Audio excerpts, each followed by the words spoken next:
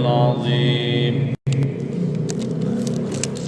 Kita masih bicara tentang peperangan tentang si tentara Talut melawan Jalut dan tentaranya.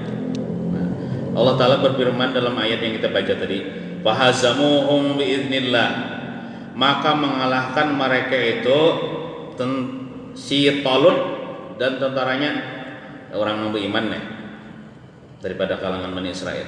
Akan mereka itu si Jalut, orang kafir, dan tentaranya, biiznillah, dengan izin Allah, jawabang ya Allah, tentunya dengan pertolongan Allah. Karena Allah Ta'ala mengabulkan doa mereka. Sebelumnya kan mereka berdoa, kalau dalam ayat sebelumnya dah apa aja, Rabbana afriq alaina sabra wa tsabbit aqdamana wansurna 'alal qaumil kafirin. Nah, dalam peperangan itu wa qatala Dawudu Jaluta, dan membunuh oleh si Daud akan Jalut. Nah, Daud itu siapa? Ya Nabi Daud, tapi waktu itu belum diangkat menjadi nabi, masih anak muda. Dan Daud ini termasuk tentara Talut, anak buah Talut. Membunuh akan Jalut, padahal Daud ini awak sidin ya kayak kita aja tah, kadang gonol kan. Adapun si Jalut itu dalam riwayat gonol, tinggi, besar. Nah, Ibnu Abbas mengisahkan Nabi Daud alaihissalam waktu itu sebelum 4 perang malah sidin belum jadi nabi lagi, malah belum jadi apa-apa toh, cuma pengembala kambing. Jadi nabi-nabi yang dulu tuh sebelum jadi nabi kebanyakan jadi pengembala kambing. Nah kayak Nabi Musa kan, Nabi kita Muhammad pengembala kambing juga, Nabi Daud gitu juga pengembala kambing. Nah, jadi Nabi Daud ini sebelum sidin jadi nabi nih, sidin ini bisi 7 sedang sanak. Nang 7 dang sanak sidin ini termasuk orang yang membantu Talut, termasuk anak buah Talut. Nah, disebutkan dalam tafsir, tatkala terlambat oleh kabar saudaranya atas ayah mereka, ayah Nabi Daud ini namanya Aisyah aja. Lalu ayah sidin mengutus si Daud untuk mencari saudara-saudaranya supaya mengabarkan kepada mereka, atau mengabarkan tentang apa, tentang anak perang lah gitu. Nah, artinya si Raja Talut anak perang kira-kira, ayo padahi lawan saudara-saudari Ikam. Nah, lalu Nabi Daud pun mendatangi di sop-sop mencari di sop-sop prajurit perang itu. Nah, waktu itu si Jalut, raja orang kafir itu nang sombong itu, ini apa namanya, menentang duel.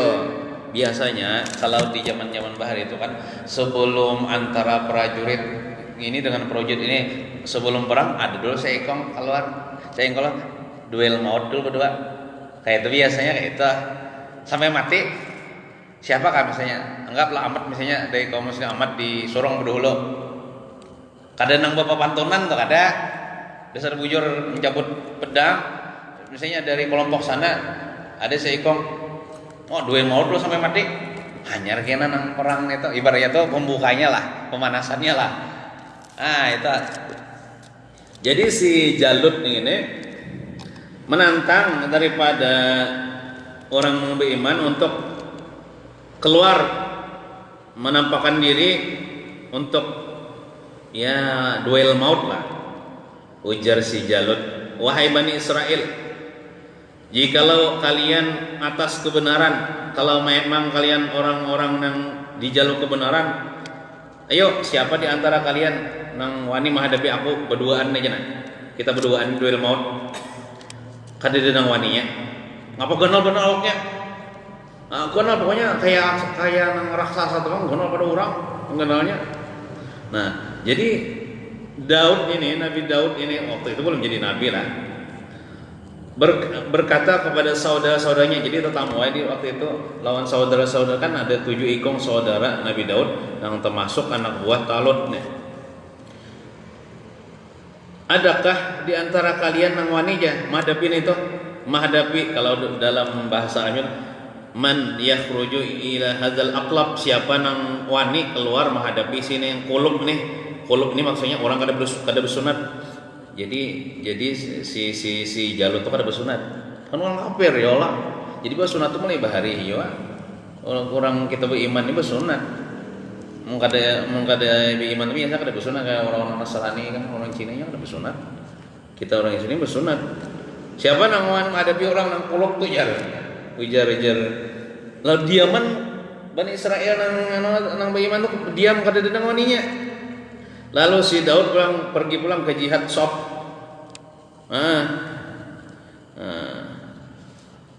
Mencari siapa aja nang wani aja. Lalu waktu itu Talut melihat anak muda ini bina wani benar. Nah, waktu itu si Talut memberikan semangat kepada manusia, maksudnya orang beriman. Lalu ujar Daud berkata kepada Talut, wahai raja, kan Talut raja Allah, pemimpin perang, apa yang engkau perbuat dengan orang yang kawa membunuh si Aklab nih orang yang kulub, maksudnya si Jalut. Lamun ada orang kawa membunuh si Jalut nih, napa ganjarannya, napa nampian bari? Ujar Talut, kalau siapa saja yang berani nangkawa membunuh si Jalut ini, aku akan menikahkannya dengan putriku. Jadi si Talut ini bisa ada bibinian bujang mungkin bungas pulang. Siapa kawa membunuhnya, aku akan memberikan putriku untuk dinikahkan kepadanya, dan aku akan memberikan separuh kerajaanku baginya. Ujar Daud, mungkin itu ulun nenah. Wah, nyalinya gonal banar tidak seimbang dengan awak sidin, masih kanakan, masih anak muda. Ulun wani. Nah, adapun si Nabi Daud ini itu menurut kebiasaan sidin ini apa biasanya waktu mengembala kambing itu sidin membawa apa tuh? Entah ketapel kah, entah apakah lah senjata. Ada kalau di dalam filmnya tuh melihat kayak ini ada filmnya batu nya kain, ada kain panjang di anu dua ini apa contohnya ya, diandaki batu nih di dalam sini, bukan ketapel bang lah. Nah, menimbai batu pakai kain itu lah cepat namanya lanjar bahasa anunya. Biasanya sidin waktu mengembala kambing itu bila ada serigala, bila ada macan hendak makan kambing sidin mentawak pakai batu serigala atau macan itu, tapi dengan dibuat dalam kain gitu. Kalau anu itu kan ketapel ya Allah, cuman ini bukan ketapel. Kalau ketapel itu kan pakai ini ya Allah. Nah itu kayak itu aja simbai sidin serigalanya wah kada wani anu kambing serigala atau macan itu. Nah, waktu itu sidin membawa itu. Nah, jadi Talut dilihat oleh Talut, pina burani, bang, anak muda nih, pina pandai bang. Nah, jadi tatkala si Nabi Daud bercita-cita hendak keluar nih, hendak duel maut nih, keluar daripada barisan menuju ke muka, hendak duel maut lawan Jalut, sidin melalui 3 batu. Dan waktu itu kan di padang batu kalau padang gunung padang batu ada 3 batu. Nang batu-batu itu pendek. Wahai Daud, ujar batu itu, ambil ulun. Ulun ini dengan sebab ulun ini akan terbunuh Jalut. Diambil sidin batu itu. Kira ada pulang batu pulang sebiji, kepandir pulang, wahai Daud, ambil ulun. Gunakan ulun untuk membunuh Jalut. Sampai 3 biji batu. Diambil sidin 3 biji batu. Nah, tatkala keluar si Nabi Daud daripada barisan itu untuk menemui Jalut hendak duel maut nih. Berhadapan sudah, cuman kada parak benar malah. Lalu dibuat sidin kan batu tadi dalam kain tadi, mungkin ketiganya di diputar-putar sidin di film tuh kayak itu bang, tahu bang sebenarnya kayak apalah.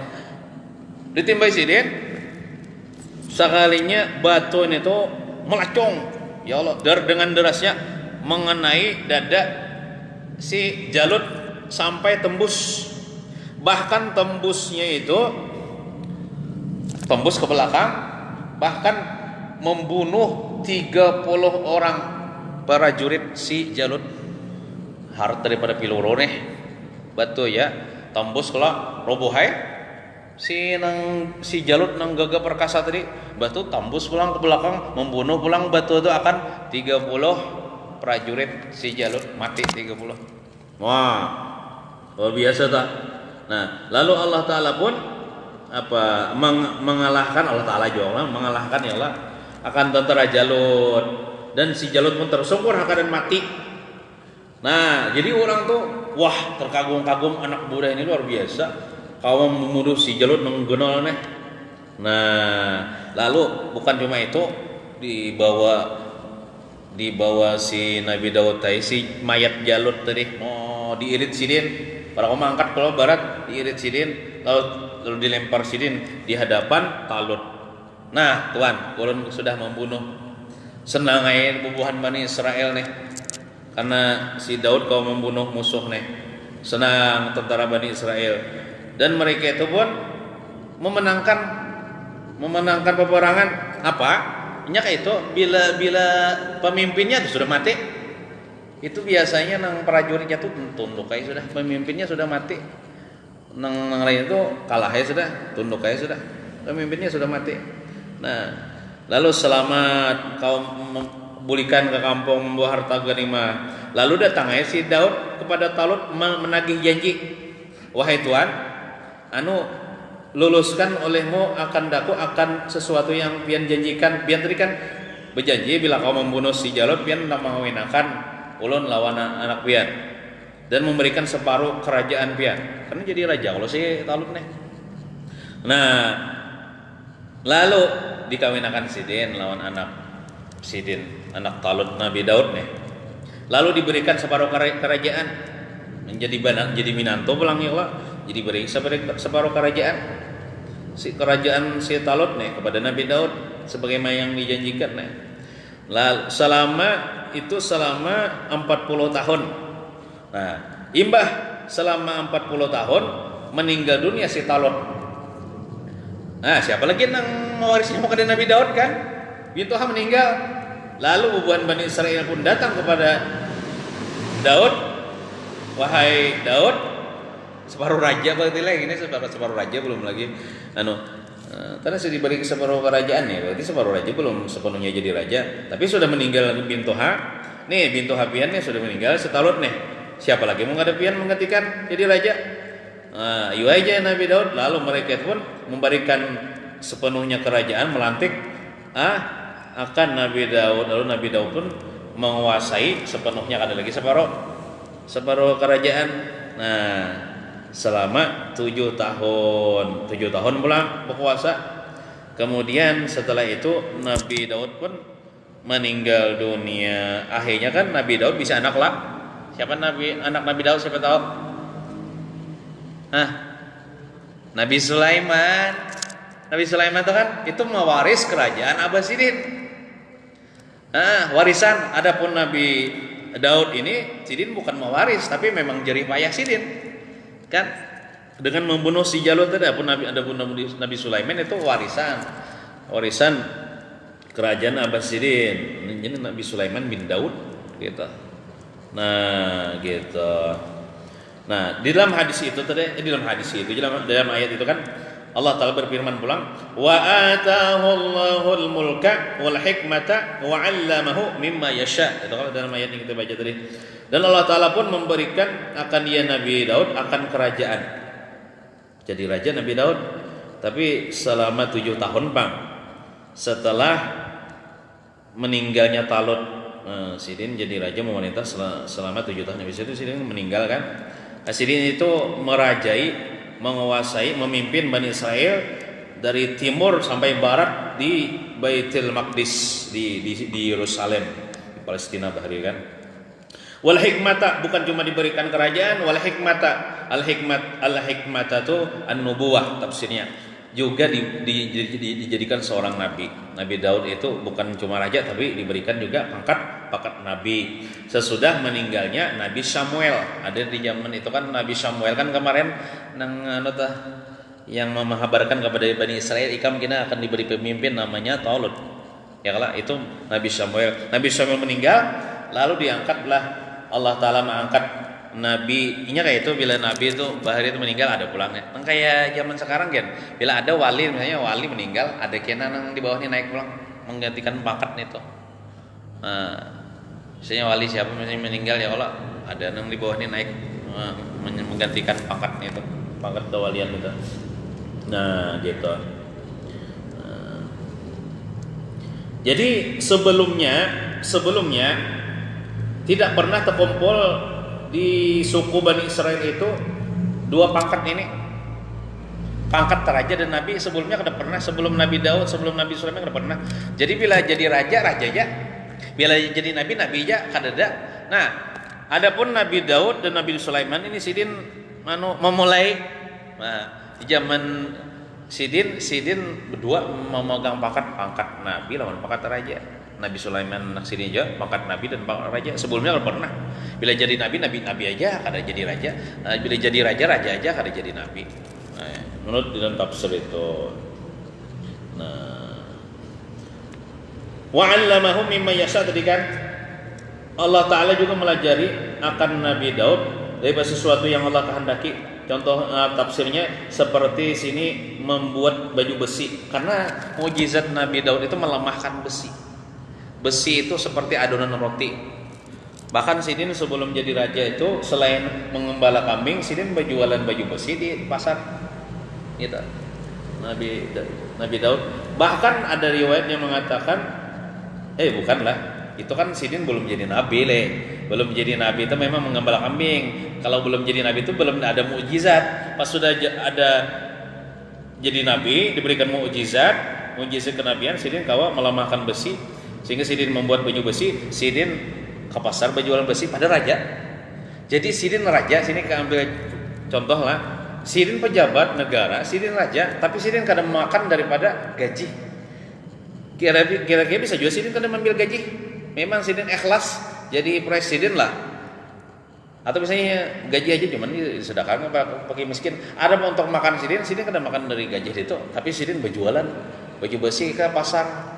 Hasil itu Sidin makan.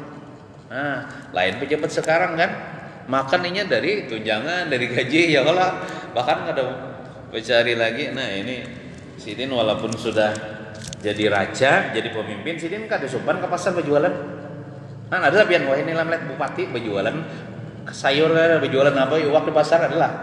Nah kan ada jadi pembakal misalnya, jadi pembakal lah. Tapi ada pun mungkin sebagian jadi pembakal berjualan ya kalau ini jadi tertinggi, jadi bupati, jadi gubernur adalah berjualan. Nah ini jangan malu, pas sopan seorang jadi bupati jadi berjualan. Nah ini Nabi Daud. Nah Sidin menenun ya ditenun bang baju besi itu.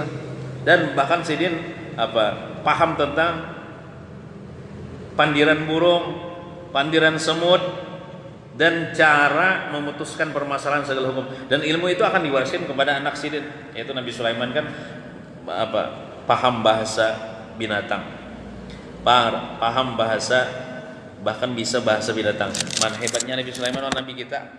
Nyata hebat Nabi kita.